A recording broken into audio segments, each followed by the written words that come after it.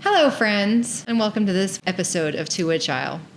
We are your hosts. I am Crystal. And I am Charmaine. And today we're here at our Harvest Moon Retreat, ready to talk all about rituals. Yes, ritual. Okay, so let's start with the definition of ritual. Ritual is a religious or solemn ceremony consisting of a series of actions performed according to a prescribed order. So it doesn't have to be religious. It doesn't even have to be spiritual to have a ritual in your life. No, absolutely. There are lots and lots of rituals. I've kind of broke them down between spiritual rituals, religious rituals. Pagans have rituals. The specific cultures have different rituals. There's even familial rituals, your social rituals, and personal rituals. Mm-hmm. So one of my personal rituals is I like my morning coffee. Now, not everybody drinks coffee, and I drink decaf half of the time, but the ritual itself is the making of the coffee and the drinking of the coffee. Where I get my ritual is that I do it the same every time. I usually use the same coffee mug or a favorite coffee mug. I use a favorite spoon. I use a certain creamer.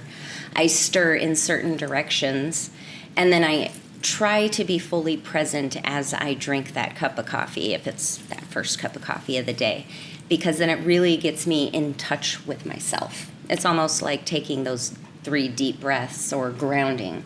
It is part of my morning ritual. Right, let's see. My morning ritual consists of, I wake up. The first thing I do is get dressed and go outside and feed horses. Every morning. Hungry. Yeah, and they're very excited. They're like, "Mama, it's breakfast time! Yay!" And they're just so excited about it. And then, of course, the next thing that I do if it's a weekday is it's time to get the kids up so that they can get ready for school and do their school stuff. But I think my most common rituals I usually do at night when I'm getting ready for bed. Mm-hmm. Nighttime after I ritual. take my shower, I have a ritual of taking care of my body. Mm-hmm. I put on my lotions or my creams or my oils. I do all of my face stuff, brush my hair, put my hair stuff in. I have oil for my hair. Yep. I know, the oil for the hair. Yeah, every time before I get in the shower, I will use a dry brush on my skin. It's for exfoliation, get the circulation going. Afterwards, whenever I'm using, I have another little hand massager that I put on my hand, obviously, and I use that, and it's got little nubbies or whatever, but it's another thing to stimulate the skin, make the skin glowy.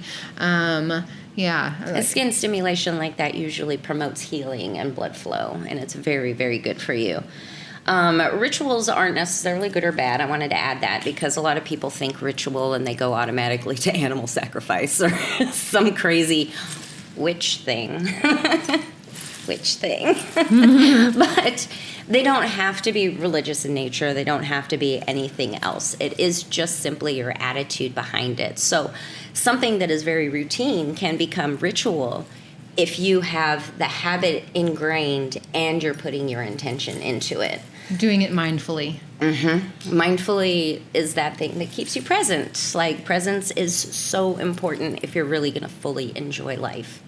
Yeah, absolutely. So let's see. What are some common things that we think of whenever we think of rituals? We prayer, meditation, singing, the bread and the wine, the body and the blood. Oh, right? yeah. Sacred tools, sacred clothing, sacred spaces, high holy days. Mm-hmm. Those are all spiritual or religious in nature, right? And then you have your cultural. Think of things like Day of the Dead, running with the bulls. Yes. Every culture seems to have their own type of wedding ritual. They have their own funeral rituals. They have their own birth rituals, family rituals. Holidays, birthdays, game nights. a vacation that you take every year or routinely. Passing down a family name or a family heirloom. Yep. Family dinners can be a ritual for some people. Personal is just like straight up self-care. Yep. Anything that you are doing for yourself can be a personal ritual. Yep. Social rituals, drinking, sporting games, Yes. Things like that. Concerts. Conventions. Yeah, absolutely. Like anything that is like something that you come together as a group and you do routinely can be a ritual. Rite of passages, coming of age rituals. The quinceañeras for bar Hispanic. mitzvahs and Yep. There's all kinds of different things like that. Sweet 16s. Right. Now, what does ritual add to your life? Like, ritual can add a lot of benefit to your life if you are putting intention behind the actions that you're doing. So your life becomes more present in the moment when you're practicing something to be a ritual because you're putting the intention into it. It's kind of like when I made bath bombs for this event. I put intention into those bath bombs and I had to separate the making in 2 days because I was exhausted after just doing one round of bath bombs. I was tired, and I think that's just because the intention that I was putting into it, I purely put it into it, and then I got real cold. Like you do, it's kind of like when spirit takes something from you, you become really cold all of a sudden. I do that a lot. And I've noticed that in the practices of my religion or my rituals and things of that nature, like especially meditation. Oh, yeah. But definitely doing something with intention, especially when I'm doing it for other people, just completely wipes out my energy source. Right. There's definitely a stigmata around religion and their rituals. That's why, I think we really wanted to do this podcast was because it can be so much more than just, what you go to see on Sunday church. I think the most important thing is the personal rituals, taking care of yourself. Well, and I think that goes back to that overall idea of self. If you can love yourself with all of your imperfections and just be okay with everything, that's what adds that quality. That's what allows you to become present. Because if you're consumed with a cognitive distortion that has you overthinking about something or has you caught up in the past or has a worry that has you caught up in the future, those things keep you out of the present and keep you from enjoying your life to the fullest. I think you just pulled those thoughts out of my head. Did I? Yeah, because I was thinking along those exact same lines. Basically, the fact that, that we just, I just lost my thought. Hang on, rewind. Where was I at? I know that's not helping. Not even a little bit. We were talking about rituals, and I had just said, I don't even remember what I just said. Well, you pulled it out of my head. Yes, I did. That's why I don't remember it. It came from your head. Anyhow, that one of the things that makes rituals so important is that aspect of, by practicing something daily, by taking that mindfulness of that practice and putting it towards your growth and your healing. So the more ritual that you can add to your life, the more mindful you are, the more, you have less time to overthink. You have less time to focus on trauma because you are putting healing, especially if you're putting healing intention into your rituals every day. Exactly. And it all comes from that intention. That's the attitude that you have behind whatever it is you're doing. A cup of coffee can be a cup of coffee every morning. If I run to Starbucks and get a cup of coffee, I'm not putting anything into it. I didn't brew it myself. I didn't stir it myself. All I did was grab it and drink it. That isn't going to be a ritual in your life. That's just a habit. But when you do make your own coffee, you do go to the trouble to do something for yourself. That's what you're showing yourself ultimately, is that you do respect yourself, that you care for yourself, that you love yourself, to do these nice things for you. And that's where the ritual comes in, is because it's really focusing that intention on yourself. Yeah, absolutely. I completely agree. You know, rituals, you know, most people, I mean, I know a lot of people that go right to the evil of rituals and the bad things that they do. And you know what? Yeah, they can. They can totally do that if you have the wrong energy in a crowd. But I think when you're trying to just be a person that is healing and being kind to other people, that your rituals can do a lot and help a lot of people too. Because them seeing you live your life with intention, with purpose, with focus, they are more apt to go, wow, they're really got it together. Maybe if I tried a little harder to do that. And sometimes it just takes a small change to set you on the path to those bigger life changes. Yeah, they're, you know, what are you doing? How did you do it? I want to try. I get a lot of people that'll ask me. I mean, I've been in therapy for 12 years, so I have a lot of people like, what worked for you? Well, what worked for me might not work for you, but these are the things that worked for me, you know? Mm-hmm. But you've also had like vast experience in other things than just, you know what doesn't work for you too. Yes, and you know what? That is also part of the journey. I always got hung up on the things that I didn't want to happen in my life, which the universe doesn't understand. Don't make a traffic jam. Don't make my pay less than it should be. It doesn't decipher that. It just hears, my pay might suck. Oh, your pay? Okay, I can fuck with that. That's what happens. So it's learning to change your thoughts over to the more positive things. And then that way your ritual becomes positive. Maybe instead of coming home and complaining about your day at work, you come home and you pick out 3 really good things that happened that day. Even if 10 bad things happen that day, if you're only focused on the good stuff, then you're going to draw more good stuff to you. Yeah, absolutely. Another thing that I was just thinking of that I do for ritual is affirmations. Oh, yes. Affirmations can help change your life. I can attest to that. Yeah, and then so like, for example, if you need to add affirmations into your life, a really, really good place to do this is right when you wake up in the morning. Mm-hmm, mm-hmm. And before your before your feet even hit the floor, you start giving, you know, I am grateful. Thank you. Be grateful for where you're at. And then, you know, I am statements. I am happy. I am loved. I am, you know, grateful. I am whatever the case may be. I am abundant. I am wealthy. Most of us are wealthy. Most of us have wonderful lives that we don't acknowledge because we have that lack thinking. We only think about the things that we don't have. And it's like, oh man, it'll be better when I have a car. It'll be better when I have a house. It'll be better when I find my soulmate, whatever the case may be.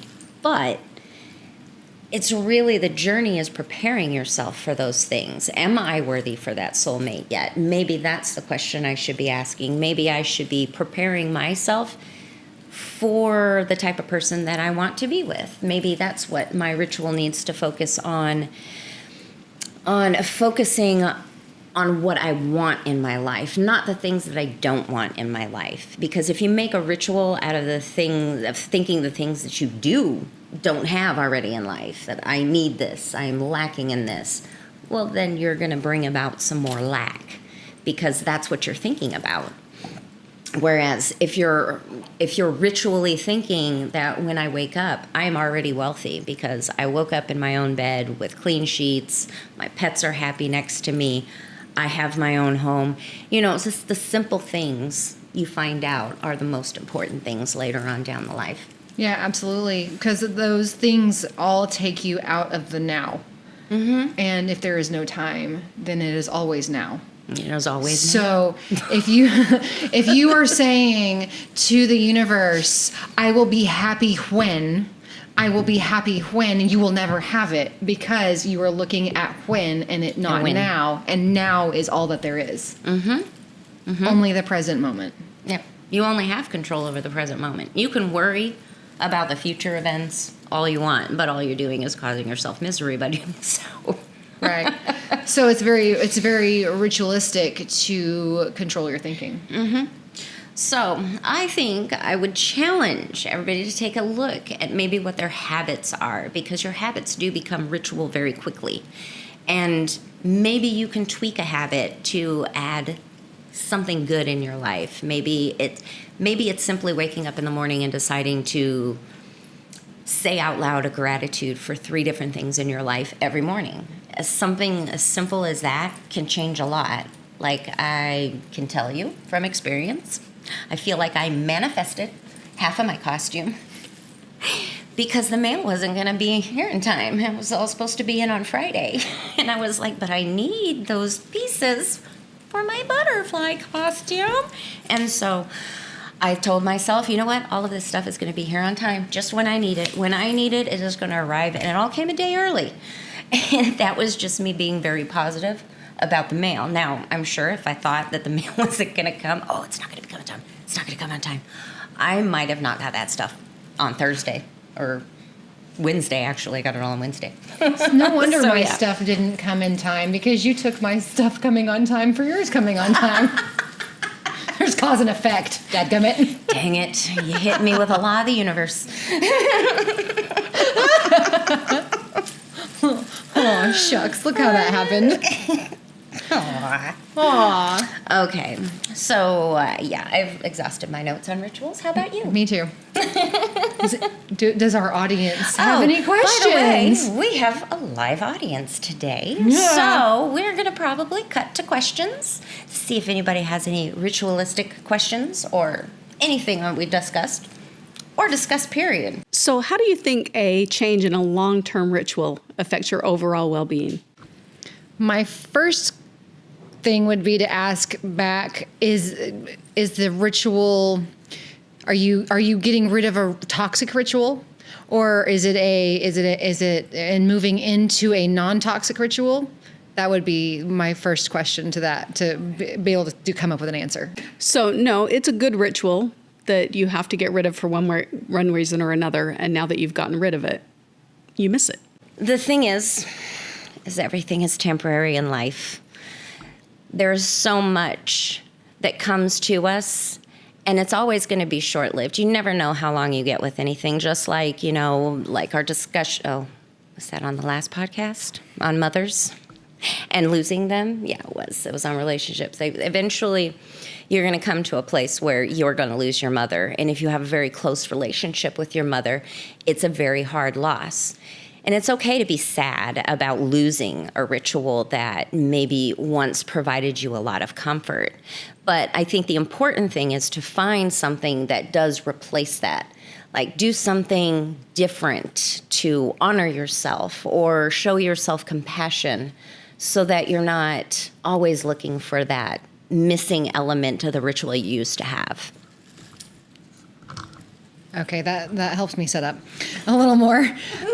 So that which is real never changes. That means that your body changes, the weather changes, the seasons change.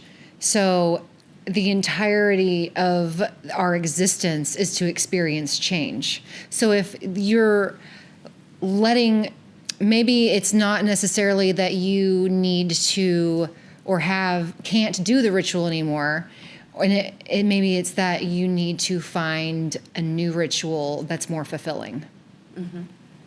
Great. That's what I got. Thank you. You're welcome.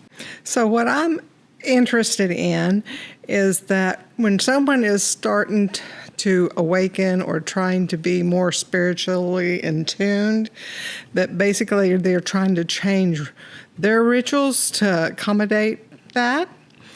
So in reading in different areas and different backgrounds, different religions, different countries, they all have these different words for almost, it seems like the same thing.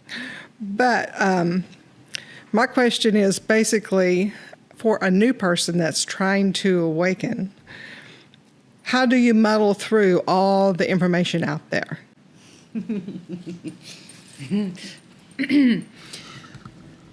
Okay.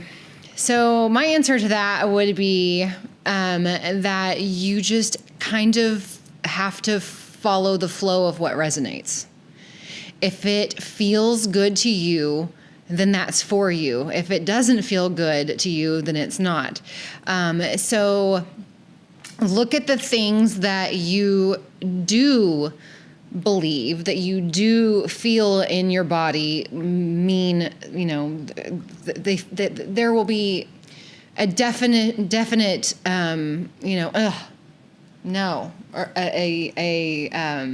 abrasiveness. I like that word. I say that a lot. Yes. There will be an abrasiveness to what is not for you.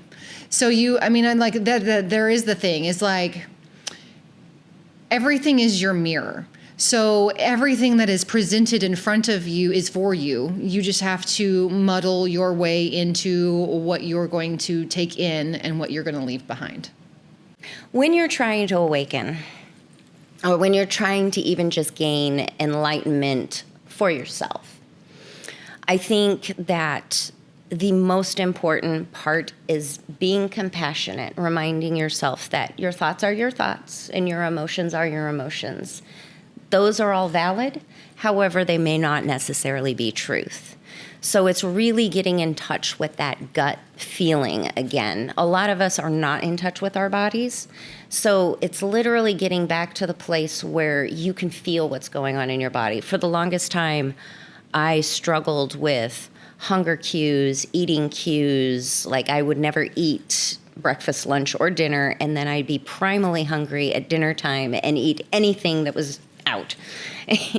And that was something that was really hard for me to break because it had become just a bad habit.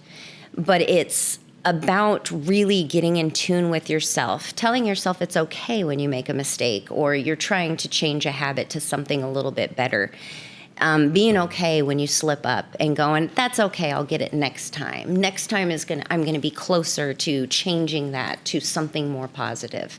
And I think that's what it's about really, is really getting back in tune with your body, because most of us don't have that connection to our gut anymore because we've been told over the course of our lives that our gut isn't right. I don't know how many times I was told as a kid that you're not angry right now. Well, you know what? I was angry. But I was told that that wasn't right. So now I'm going through life not getting angry for things that I should get angry at because it's just been presented that way and I had to overcome that. And it's literally just taken small steps to get there. Just small ones that you can take. And sooner you get closer to making the changes that you do want to make. Thank you. What you guys were saying earlier about the morning rituals, the morning rituals, and because I used to like have an alarm clock that was like, "Good morning" or "Welcome to hell," and you're starting your day off like, "Today sucks. Sorry, you have to get up." And then I changed them to like, just good morning. And then everything was a little bit nicer because I was waking up to nice words from myself and inviting words. You know, that's really funny because I remember being in therapy, probably been in therapy for like 3 years at that point. And my wake up alarms were, wake up, bitch, wake up now, you're late. And it was like all these derogatory things in my phone. And one of my alarms had gone off during class. My teacher had glanced and saw what it said. And she was like, that's not good. You need to change those. If you're using negative words in your life, especially when you first wake up in the morning, it does actually affect your day. And so I changed them to good morning, beautiful. It's time to wake up. There's a new day dawning. You know, something cheesy and along those lines. Look to my coming. But First slide on the 5th day. there you go. Look till the first slide on the 5th day. Yeah, stuff like that. But that is what actually changed a lot in my life. It was that one small change, changing those alarms to something more positive, that helped. Okay, so I would go for like explaining it on a subconscious level. You are what you pay attention to. So if you are hearing welcome to hell, then of course your day is going to be hell. If you're, any of those negative things are all going straight to your subconscious, and your subconscious, is like, doesn't know how to take a joke. No, it isn't. The subconscious takes everything very literally and very seriously. So even if, I know a lot of people, narcissistic people do this too, where they will say something really mean and hurtful and then go, oh, I'm just kidding. I was just kidding. I was just kidding. I didn't even mean that. No. So basically what you were doing was being a narcissist to yourself with your alarm clock by saying, good morning, welcome to hell. It's all about what you put into your environment, what you say to yourself. Those alarm clocks were your affirmations. Mm-hmm. Those were your ritualistic affirmations every morning. You were telling yourself, welcome to hell. And what did you experience? But not great times, right? That's where I got. Sometimes I had a good time. And I think there's another portion of that too, because I have known plenty of people in my life that are like, well, I'm just funny. That's how I am. I'm joking. Or, they purposely make alarms like that because, oh, well, it's funny. It's all in good fun. Well, yeah, but yourself subconsciously doesn't hear that as all in fun. So you may take everything as a joke, but you actually will be doing yourself a disservice by doing so. So yes, simple changes like that can make a huge difference over time. Like, you're all about the vibration and everything, right? So consider like welcome to hell alarm, like low vibration, and good morning, beautiful on the highest vibration, right? I think also I grew up with, like how you said, this sarcastic thing, waking up with that, good morning, beautiful was sarcasm. So it's almost like to hear that too was kind of like a battle in itself to be have to separate that good morning, beautiful is actually a positive thing. The end. Yes, that is true. It is very hard to get away from that when you have a mindset that is a lack mindset or something that has you thinking negative thoughts about yourself a lot. And that's it's a product of little things in your life or those cognitive, I'm looking for that book. My dragon book. I was looking for my dragon book. There's a book with all of the cognitive distortions, and it could be something as simple as catastrophizing your day before the day even starts. And that's basically what welcome to hell would be in the morning is I'm catastrophizing the day before at work. And that's because it might be a shitty day and then I won't be upset. But you should be setting yourself up for positivity. And that's what improves life down the line too. All right, so that was our discussion on ritual. Wow. Of course, take what resonates with you and leave the rest.